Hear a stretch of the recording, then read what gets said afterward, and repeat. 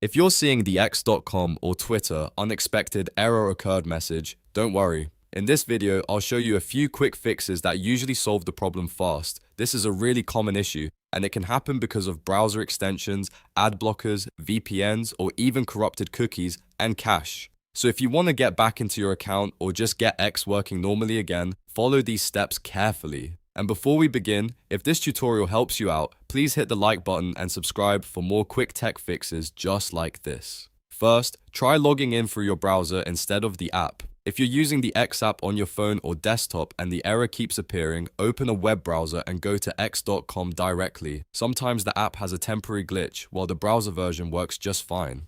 Sign in there and check whether the issue still shows up. If the error is still there, the next thing to check is your browser extensions. Click your extensions icon at the top of the browser and look for anything related to ad blocking or privacy filtering. Then click the option to turn off the ad blocker.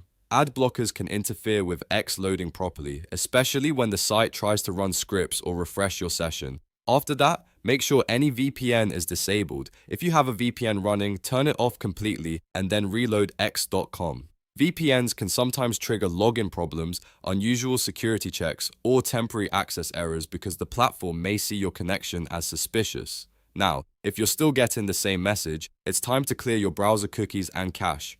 Press Ctrl, Shift, and Delete on your keyboard at the same time. That will open the clear browsing data window in most browsers. Select cookies and the cached files, then clear them. This step removes old session data that may be causing the unexpected error. Once that's done, close the browser completely, reopen it, and try logging into X again. In many cases, just doing these steps will fix the issue immediately and get the site working normally again.